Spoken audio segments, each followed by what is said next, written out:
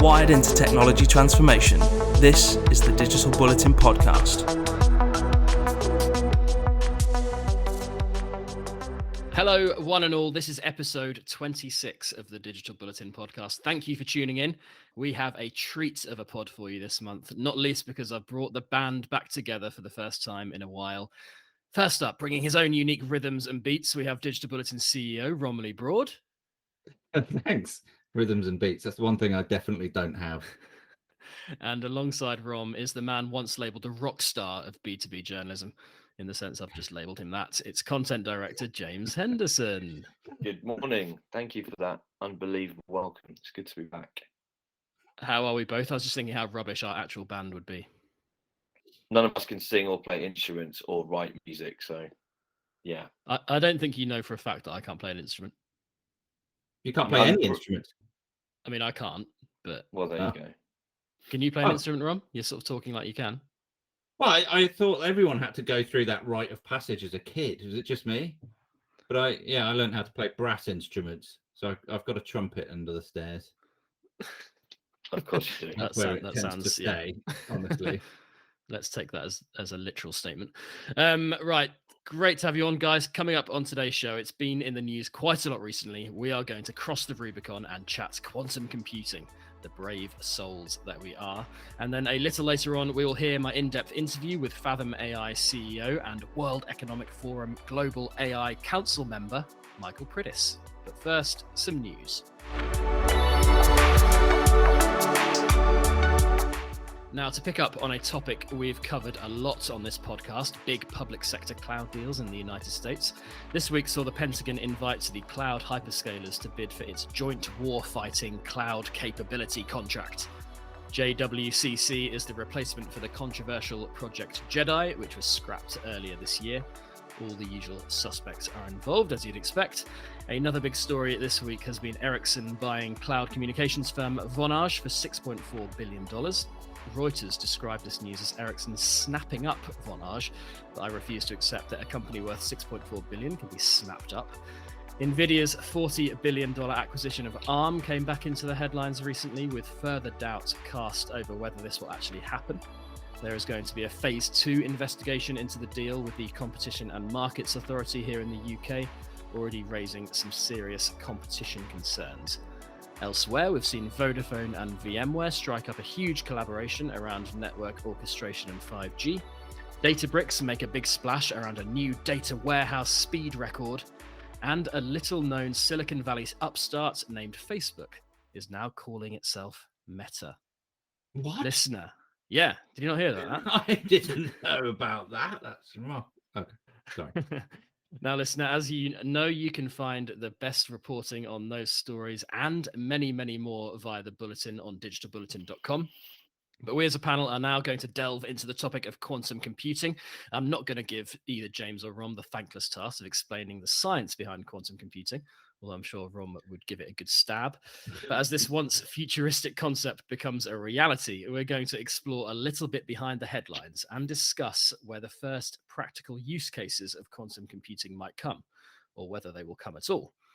This has been triggered by a couple of things. IBM releasing its Eagle processor, which it defined as a key milestone on the quantum journey, and the Prime Minister here in the UK, Boris Johnson, outlining his goal for the country to become a global power in the quantum computing race. Now, James, I think the most pressing issue here is to discuss whether Boris Johnson had any idea what he was talking about when he was talking about quantum computing, or was he, like us, just going to bluster and bumble his way through? Yeah, I can't judge someone for not knowing the intricacies so much of quantum computing and the absolute science of it, because like Boris Johnson, I'm not a computer scientist, but also I'm not the Prime Minister, and I don't, stand up and profess to know about these things.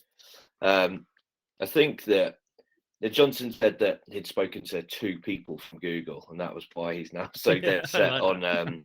It's like this wasn't on his radar at all before, which is that's some extensive policy research right there. Yeah, he spoke to 2. Don't get me wrong, 2 unbelievably well qualified people at Google, but 2 people nonetheless, and now he wants to become a world leader in something. You think, right? Okay, he's making sort of grand claims that the UK can come on to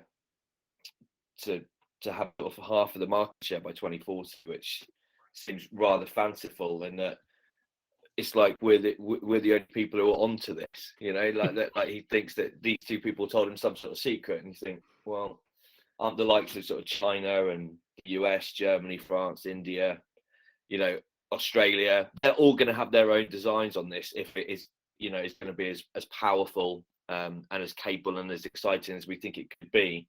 So that 50% number just, I don't know, it staggered me a little bit. I just thought it was so odd that you could just say, well, yeah, everyone's going to stand aside for us, and that we'll have half of it, and the other 210 countries in the world can have the other half. And I just don't. I shouldn't be surprised or staggered by the stuff that Boris Johnson comes out with anymore, but I am, and that was just a sort of another one. Don't get me wrong, I think that the idea to put money into quantum computing and to embrace it and its possibilities, obviously that is a very sensible thing to do. But just the blustering, yeah, we'll have half the market, and the world can have the other half. For Yeah, I don't know. You don't know where he gets this stuff from. I think you said US and China. I think those two countries might already have some designs in place. Yeah, right. Rom, though, it's interesting that quantum computing is kind of entering the political conversation, if you can call what Johnson's it does as kind of political conversation. Yeah. I mean, there's a reason that it's entering that conversation, and that's because, you know, it's about to become possibly actually useful for the first time in ever. It's been a theoretical and engineering challenge for years and years and years, but certainly with IBM are kind of making lots of noises about this. They reckon within the next couple of years they'll have a quantum computer that reaches something approximating what they call quantum advantage, and that's a quantum computer that can actually do something better than your laptop, which, you know, will be helpful. And so it's like, oh, maybe he had a chat with a couple of Google people and they went, yeah, we reckon a couple of years. And Boris has gone, well, I went to Peppa Pig World yesterday, and so now I think we should do that, because inspiring, isn't it? Britain invented Peppa Pig and actually a lot of quantum theory, but that all happened, you know, by dusty old academics in ancient medieval halls of academia. We've not really had any role to play in this, as far as I'm aware. It's all happening elsewhere. Is there a massive future for this stuff? Absolutely. Should every country be involved in it? Of course. And one thing that the UK does have is a really strong academic sector, which can certainly play a role in it. But is the UK going to own 50% of the whole thing? No. Ron, what's your broader assessment of the landscape then, given what you've said there? And you mentioned IBM. We know as well that the other big tech companies have invested billions of dollars in quantum computing. Do you think, you know, is it going to be the academic side that's going to drive this? Is it going to be the money and the big tech side that's going to ultimately make that breakthrough? Well, right now it's both. So academic stuff is being powered by and invested in by the likes of IBM and Google and others, and countries. Huge amounts of money are going into this stuff, and there are startups that have got particularly interesting approaches to these things that have, you know, relatively recently just floated and then achieved, you know, $1-2 billion valuations overnight because of the potential of this stuff and the sense that it's almost getting to the point of being practically usable. That said, there are still people out there, by the way, very, very well respected academics who say, actually, this is never going to work, and there are good, like, mathematical reasons why it's never going to work. But so, I mean, we'll see. Obviously, what are the mathematical reasons, Ron? Noise. Okay. Temperature. Look, I don't really understand, but as far as I understand it, there, you know, the more complex a quantum computing system gets, the more noise it generates. Noise being the catch-all term for errors that are generated, and solving and stopping those errors is like the probably the number one challenge of scaling these things up. And there are people out there who say, look, sorry about this, but, you know, it's just going to inevitably not work. Those people are hugely outnumbered by the people who are convinced otherwise. So let's hope that they're right. But yeah, I mean, in terms of what the landscape looks like, IBM reckons that 2 years from now it'll have a new version of the chip that it's just launched. So just announced, rather, the one that they've got now has got 127 qubits, which actually is a lot. But what they reckon is that in order to become practically and commercially viable, you need to have well over 1,000 of them.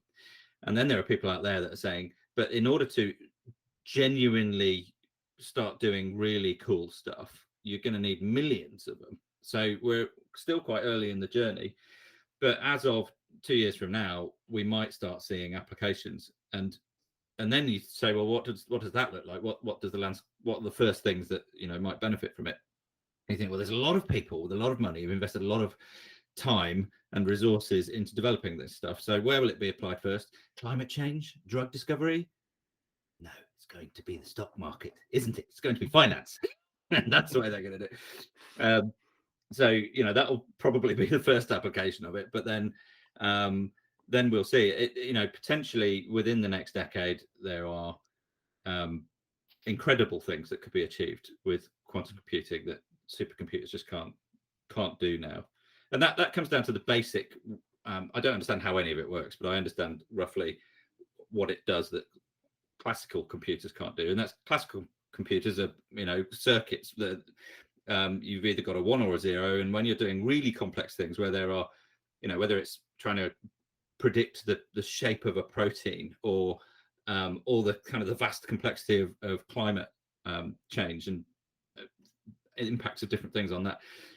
There are so many possible outcomes of the question that you're asking that it takes classical computers. It doesn't matter how big the supercomputer is, it takes enormous amounts of time because they have to basically calculate all the permutations one at a time. Whereas quantum computers can just look at all possible permutations at the same time simultaneously because of how quantum stuff works.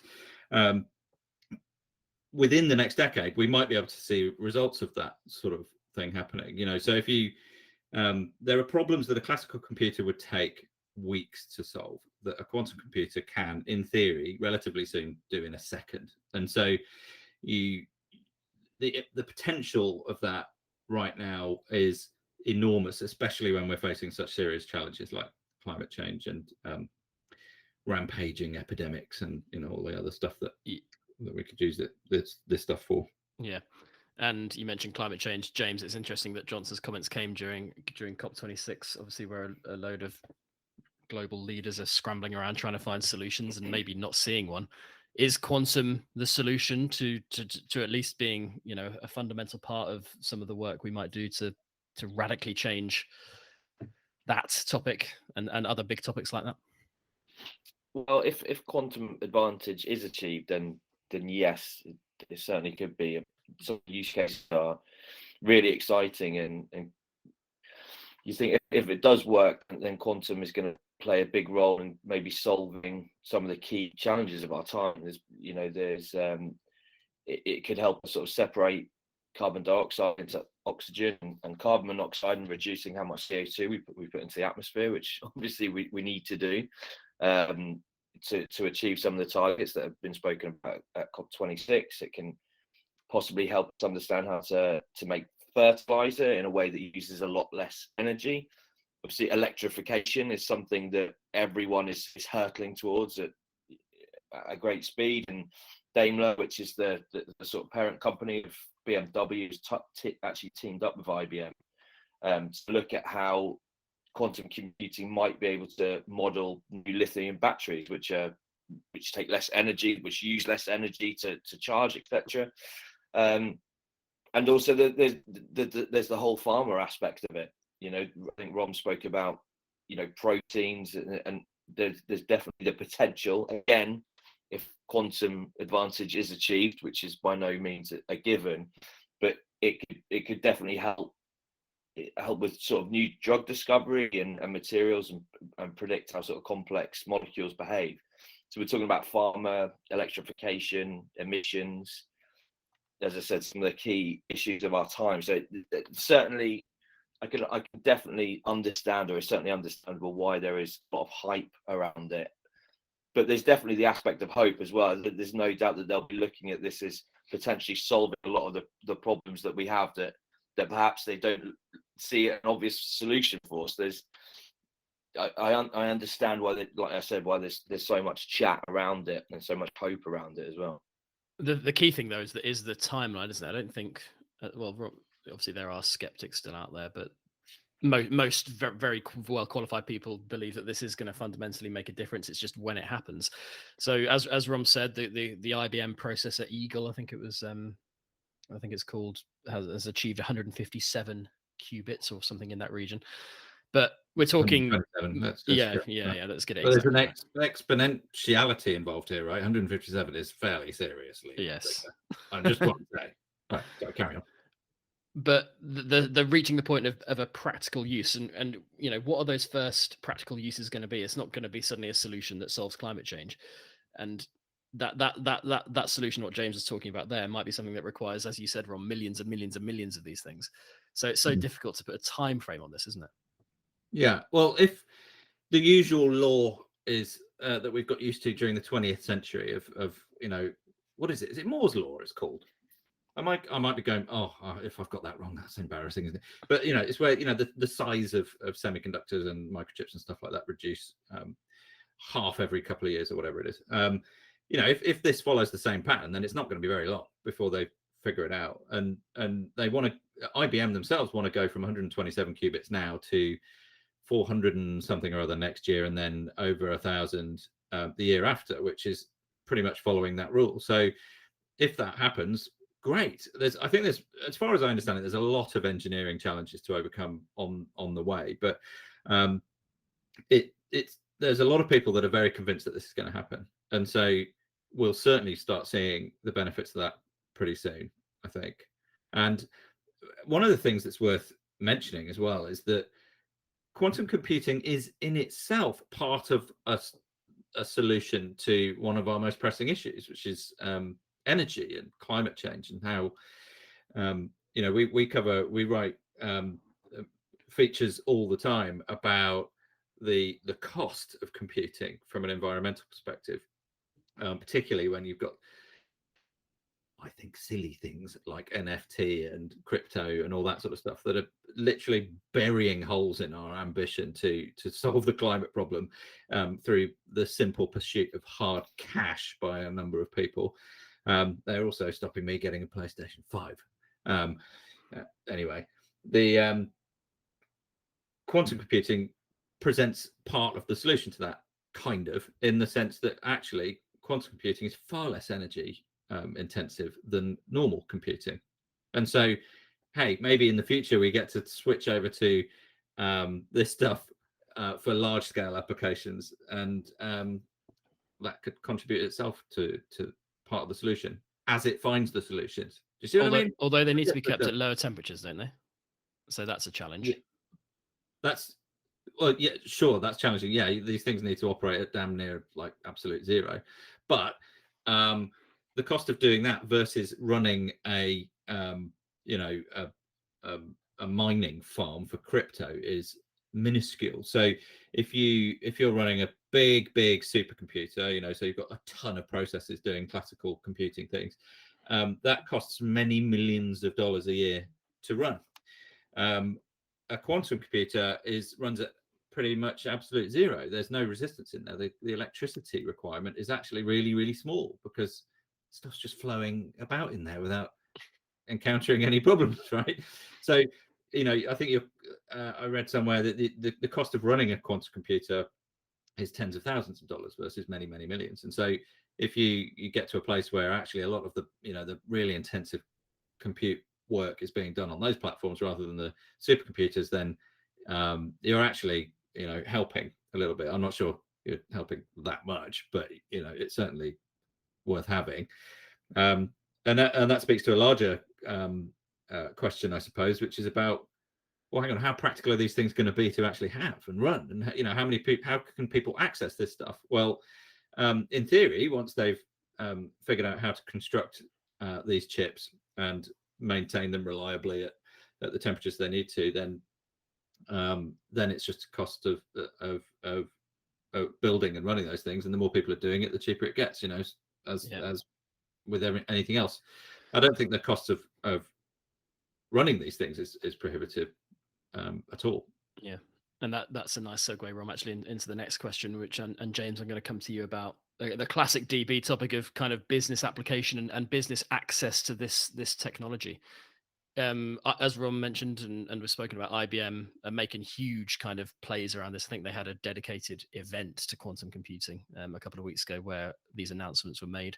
But is it also inevitable that the big cloud providers will come in here and swallow up a lot of this, as they have done with many other things before? I think AWS and Azure already have quantum services, and yes, quantum computing as a service is a thing, I think, with those companies. Do you think that is inevitably going to happen?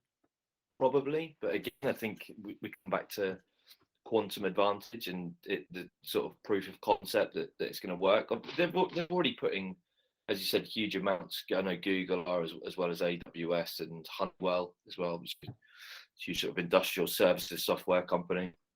AWS opened an AWS center for quantum computing just last month. So there obviously there's already been millions or billions put behind it. And I think Ron mentioned earlier, any company which even seems half likely to have some software or hardware which is deemed to be an improvement on what's already there has already been valued in the billions. So I think that you have to look at the cloud players. They've already sort of integrated AI, ML, data analytics capabilities into their cloud platforms. And all these guys, as we know, are fighting for market share, either to improve what they have or to shore up their space. So there's no doubt that they'll be looking at these smaller companies and thinking about them in terms of M&A activity. We know that they have huge war chests to go out there and snap up, as you said earlier, companies for billions of dollars. But again, I do think it will be a case of there being some sort of proof that there's quantum advantages possible. I think until then, we might see them concentrate on their sort of own internal operations around it, whether that's AWS or whatever it may be. But there's no doubt that if it is proved and there are companies, startups coming to market which they deem to be exciting or worth a punt of 10 billion, 20 billion, they'll go out there and do it and look to add them to their cloud platforms without any question. Yeah, to add on to that as well, I think it's inevitable actually that access to these services is going to come via the cloud. IBM already offers it, and that's because the investment that's gone into actually building this thing as a piece of infrastructure is so vast that actually it's in the interest of those people to maintain a hold on it and simply provide access to it efficiently, and placing it within a cloud infrastructure is the obvious way to do it. I think actually this goes full circle back to our original question about what the hell Boris Johnson knows about anything, which is that probably the best thing that the UK and any other country that wants to have a stake in this can do, especially countries like the UK with a really solid academic infrastructure, is to leverage the tools that are already available via things like IBM Cloud and others to educate people who in 10 years time will be the ones that are using this stuff. By plugging that in, you can imagine countries like the UK certainly gaining an advantage by having a population of people that are ready to exploit these devices. They don't necessarily need to own them in order to do the work, if you see what I mean. And IBM, I know, is already, you can already access that and start doing the programming that's required to make quantum computers do stuff. And the programming is obviously quite important, because if you don't do that properly, it just spits out a load of random gibberish. And you know, by default, because physics, you've got to get that stuff right. So it's a really important new skill, and that the UK could certainly play a part in that. It's got a long academic history of the science of quantum mechanics and stuff. It should be well placed to expand that, you'd think. Yeah, and from academia spring startups, and there are, we've spoken a lot about the big tech companies, but there are, in this space in particular, a lot of, I think I saw one startup that was claiming to have a 256 qubit processor. just this week in reaction to the IBM news as well. And when you say startups, it's essentially just one or two scientists who have got an amazing take on this idea, right? Yeah. And therefore they're worth $2 billion. Exactly. Yeah.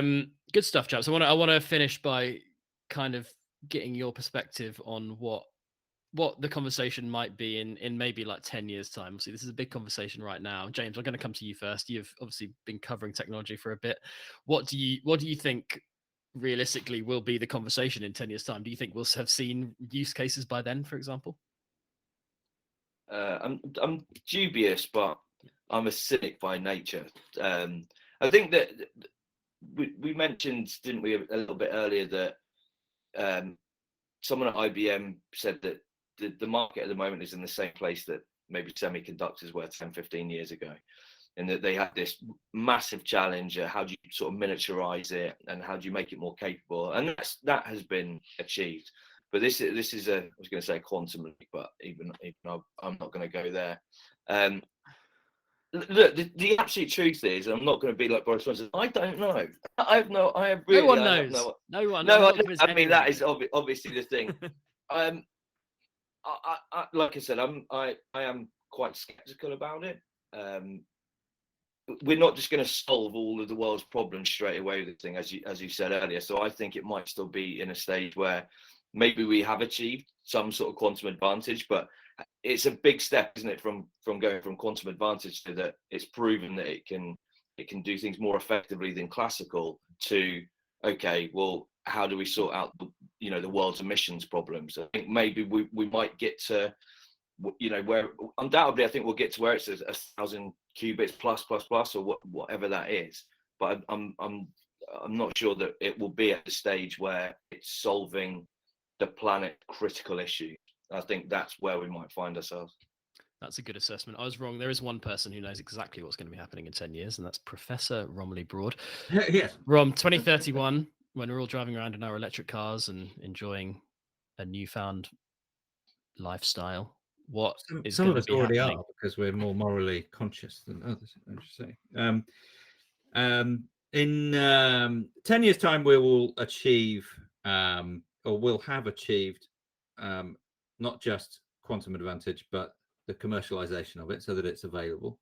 In 20 years' time, fantastic new drugs are going to be developed really quickly to address many major illnesses and problems. 30% of the population are going to reject those drugs because Bill Gates, aliens, I don't know, whatever reasons they might have, they will then all die, leaving the rest of us to experience and enjoy warp drive, which will follow 10 years after that.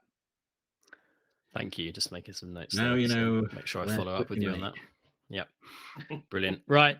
Thanks, chaps. I think we did as well as could have been expected there, and we're going to wrap it up before it gets a bit too silly.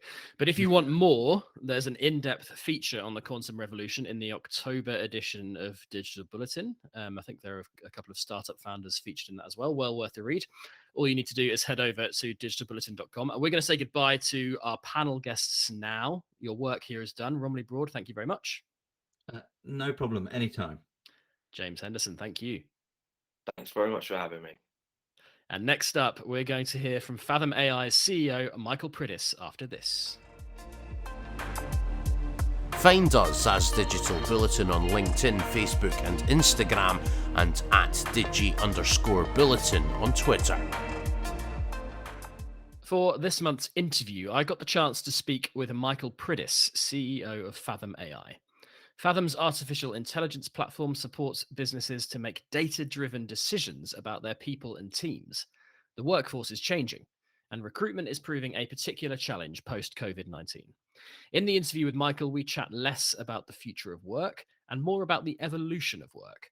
I ask if reskilling employees is easy, and Michael reveals why COVID-19 has been a slingshot for automation strategies. But first, I ask him about those recruitment challenges as we emerge from the pandemic. Yeah, well, I think the key word there is emerge. I mean, the way the different businesses in different parts of the world are emerging is very different. And actually, even within the UK or within a particular country, we're seeing really different patterns in terms of office use, return to work, ongoing hybrid working. A lot of it comes down to the size of the organization, the location, and the way that COVID is impacting that local community. But I think one of the things that we can see worldwide is that people have learned how to work from home. A lot of people still expect to do so. So I think it's probably quite a difficult job if you're in strategic workforce planning or HR management at the moment to get a really clear fix on where your people are going to be at any moment in time. The second major issue is what's becoming known as the Great Resignation. And I mean, it's particularly prevalent in the US, but also starting to really impact, I think, in Europe and down here in Australia. And all that kind of pent up demand of people wanting to change jobs now being released, now we're out of lockdown. So we're starting to see that sort of really affect how people are starting to think about their workforces. The third thing, though, is the counterpoint to that, which is because we've now learned how to manage remote teams, we don't need to bring people back into the office. And I think this is presenting opportunities for hiring managers where they previously tried to hire people in their location. They're now able to open the consideration to people who might be further afield or even overseas. So to say it's a complex and ever-changing world is a bit of an understatement, but I think after the last couple of years, that's something we're all quite used to. Yeah, definitely.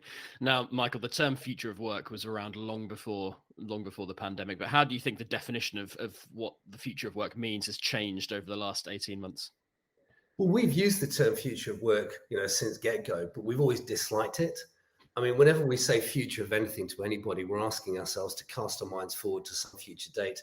And the problem with that is that we ignore the things that are happening today. If you go into any C-suite, any group of executives, any organization anywhere in the world, you're talking to a group of people who have on average less than 5 years tenure. So on the law of averages, they've all got 2 or 3 years left. And you say future of work, and you're saying it's a complicated topic. We haven't got an immediate solution. It's quite political. It's deeply emotional. And also by saying future of work, we're saying medium to long term. A lot of those people are going to be looking at you and nodding, but in their heads, they're thinking, this is not my problem. If you say evolution of work, you make it a much more tractable, tactical issue, something that really we should be working on in a tactical way day to day. So number one point, Ben, is that we try and encourage people to think about the evolution of work. Future work is a nice brand, is a nice term, we'll know what we mean. But at a practical level, this is not a kind of a disruptive shift that all of a sudden is happening. This has been on the cards, on people's radar for a long period of time. And, the many of us around the world that kind of provide data on this sort of topic, our job is to help people make changes today and tomorrow, not in 2, 3, or 5 years' time. So then the next step is, okay, well, what does this actually mean? What do I actually do? And one of the things that we often say is, the first step is the hardest. And quite often it's getting your head around the data. It's understanding what is the impact of technology and economic change, industry change, the pandemic, and so on. What does this actually mean for my workforce today? What is the gap between today's skills, today's people, and those that we need in 6 months or 12 months, and then start thinking about 2 or 3 years. So if you kind of strip away some of the fear about this, you dispel some of those media myths where there's been an awful lot of media worldwide over the last sort of 5 or 10 years about how automation equals redundancy, even people starting to speculate on things like universal basic income. It's just not true. There'll be a ton of work in the future. The challenge is not what do we do with all these people on the streets with no work to do, and how do we deal with issues like welfare and universal basic income. It's much, much more about how do we provide regular ongoing skills development, reskilling and upskilling those people into the jobs they need to do in 6 months and 12 months time in an ongoing way. When you view the problem in that kind of way, all of a sudden it becomes much more addressable. I'm going to press you on the automation stuff a bit more in a minute, but what you're saying there, I'm guessing, is what you would call strategic workforce planning. Can you talk a bit more about that and how that ultimately can make a difference, especially in the context of what companies are going through post-COVID? Yeah, so it's one of these terms that's been around for ages, but has suddenly become a very popular idea. It really starts with what is an organization's strategy? Where's that organization going? And there's a framework that we and many other people use called the 5 Bs, which is buy, build, borrow, bot, base. So how do we need to acquire more skills? How do we need to bring in consultants? How do we need to use different types of technologies to think about automation? How do we need to think about who comes back into the workforce? Buy, build, borrow, bot, base. And within the framework of having understood, okay, we've got 10,000 people in this organization or in this location right now. This is the shape of that workforce in the future, given the type of automation, the type of investments, the way that the organization will be changing. that then gives us a framework for thinking about how do we go from today's organization to tomorrow's. And really, when you strip away all the kind of management jargon, it's really about having the right number of people in the right roles with the right skills at the right time. Now, that's not a difficult job to do when you've got a business of 20 or 30 or 50, because you know everybody. And as a central planner, you know that Ben does this and Mike does that and Rory does this and so on. When you're talking about a bank or a telco, when you're talking about a place that's got multiple locations, a place, an organization that works in a multinational environment, or an organization where some of those strategic decisions are being set by a head office that may be in another country, and you need to execute that in your particular location, it becomes quite a complex matter, and that's where we help. So what we're doing there is using Faethm data to help those planners in those kind of central HR leadership roles to understand who they have today and who they need tomorrow and what the gap is. Yeah. Maybe then, Michael, it's a good time to talk a bit more about Faethm, your company, what it does. You've spoken a lot about data already, and what's the kind of tech here that underpins what your company offers? So we're an artificial intelligence company that delivers analytics about the future of work through a software as a service platform. So we set up it early 2016. We spent 18 months designing and building the first version of the AI platform. We launched at the end of 2017, and we grew to having clients in 21 industries in 26 countries. So we were regarded as the foremost analytics and AI company operating in the future of workspace worldwide. As we were growing so quickly and growing internationally, we attracted a number of different offers to acquire the business. And a couple of months ago, Pearson PLC, which, as you know, is the world's largest education company, acquired Faethm to become the engine room of the new workforce skills division. So really that sort of describes a bit about what we do. We're connecting the world's content through Pearson and third-party content providers to the world's employers with analytics that describe the impact of automation, industry change, economic change, the pandemic, and so on, in a very kind of practical way to the individual employees inside that business. And you brought up the topic of automation earlier. Obviously, this is something that is still spoken about a lot. It's a debate that's raged on and on for many years about the impact of automation. What are your thoughts on that, and what should companies be thinking about when it comes to embracing automation in that evolution of work piece? I'm not going to say future work, I'll say evolution of work, both in the short term as maybe their strategies have been ripped up by the pandemic, and longer term as they look to build sustainable business. Yeah. So there's a couple of kind of truths that have existed for the last few years and survived the pandemic. And then obviously the pandemic, has had a major effect on automation. So I'll deal with those 2 points separately. Firstly, it's incorrect. And again, this is one of these kind of media hyperbole kind of issues. It's incorrect to think that automation equals redundancy and job losses. We've seen those sort of scary headlines over the last few years, and I'm happy to say that generally speaking, that's not correct. Automation does not equal job loss. What I was seeing on the ground, my previous role, I was a partner at BCG, and I was the managing director of BCG's technology innovation practice across Asia Pacific. So I was involved in designing, building, and deploying AIs and other emerging technologies into our clients in 25 different countries and a bunch of different industries. And what I was seeing on the ground was that there might be task level automation, but the individual human is augmented, and there are many roles added. And so it's a slightly more nuanced pitch when you actually look at what's happening in organizations, or you look at it with objective and good data. What it means is that we're unlikely to shed vast numbers of workers. There will be some people whose jobs are automated, but there'll also be many jobs added. And in between, the single biggest shift is the augmentation of workers, which is to say our ability to use emerging technologies to do more. And that just makes us more productive. It gives us more time. It allows us to automate the things that we probably shouldn't be doing anyway in terms of, kind of process working and manual data entry and so on. So that's a general statement that was true 5 years ago, is true today, and I think will probably be true in 5 years' time. That we'll still have many people employed, and there'll still be a skill shortage in key areas, and we'll still be looking for people across industries. What COVID has done is it's acted as a bit of a slingshot, not just an accelerator, but a slingshot to 2023 or 2024 in terms of how companies are deploying those automation technologies. So if you were running, let's say a big bank 18 months ago, when the pandemic started, you were probably experimenting with things like robotic process automation. you were probably thinking about, well, we'll do a trial, we'll do a pilot, we'll run some experiments, we'll see what happens. And then COVID came along and nobody could come into work, and you were dramatically affected in the way that obviously we've all experienced.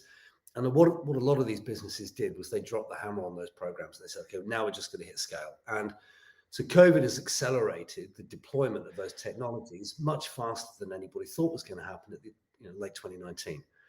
So whether it's robots in warehouses, whether it's RPA and other kind of types of AI and ML inside process-driven organizations, those experiments went full scale very quickly. And so we've lived through quite a dramatic period over the last 18 months, just in terms of automation. Most of us will be very familiar with a lot of the news reports and really some of the amazing kind of breakthroughs that we're seeing in terms of retail and distribution, manufacturing, but also, self-service. And you only have to look at the way that the UK, I mean, this was famous worldwide. This was in the media here in Australia, when the UK was setting up hospitals in the space of 10 days or 2 weeks, and then able to put telehealth into every GP's office within the space of a couple of months. Well, that was an automation program. And that was done by necessity, and the world applauded what the UK did. And, it was just a fantastic example, I think, of what can be done when you're pushed. So what this has meant, though, is that it's then presented a whole range of new skills challenges for these organizations, for these employers.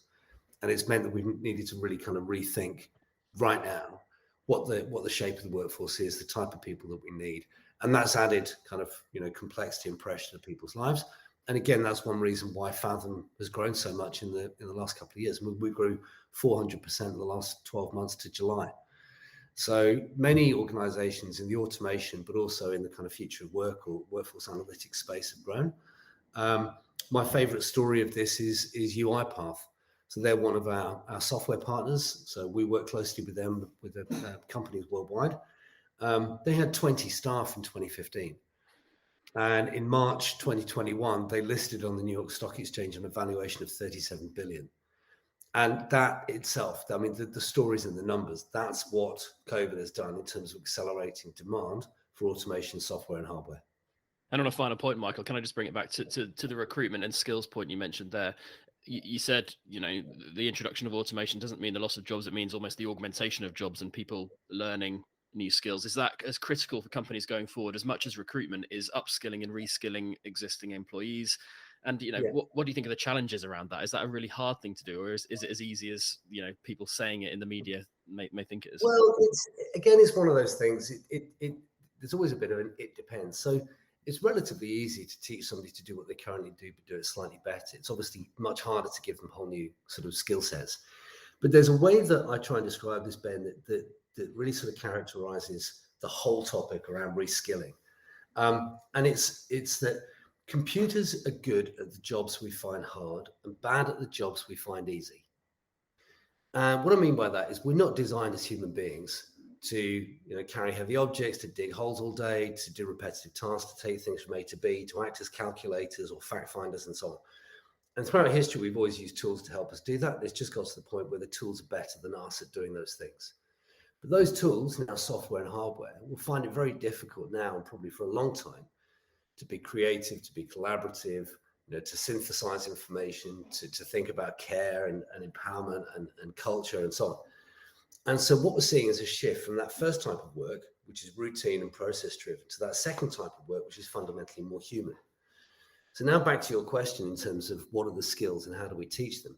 We do need to teach people more technical skills to use these new types of software and hardware. We also, though, need to teach people fundamentally human skills. So if you think of the last person that you hired, if you had two candidates for the job, one was technically amazing, but average people skills. One was just a diamond to work with, but maybe a little bit behind where the first candidate was technically. You probably hired the second person. It's much easier to teach somebody to do something technical than it is to teach them to be a great collaborator, a great communicator, a great person to have around the office, a great person to motivate and inspire other people. But you can teach those things. We're just not very good at doing it. So I think the biggest challenge for employers is not just, okay, what are the RPA skills? How do we teach people to work with robots?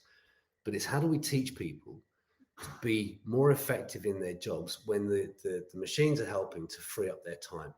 It's all very well to say you've got 30-40% more time back in your job. Now go and be a great human being with other people, without giving people the skills to collaborate, to design, to innovate, to deal with ambiguity, all those things that the high performers have.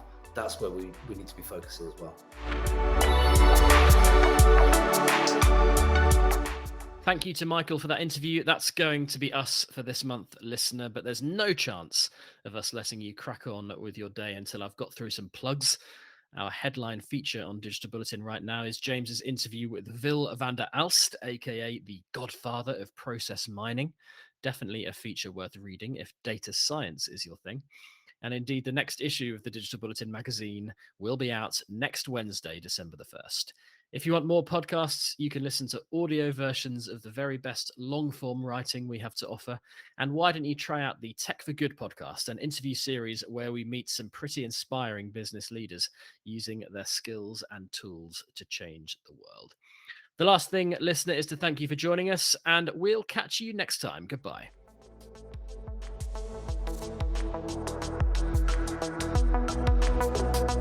That was the Digital Bulletin podcast. Listen and subscribe to a range of podcasts on Spotify, Apple Podcasts and Stitcher. Plug in for news, features and case studies on the very latest in enterprise technology and digital transformation.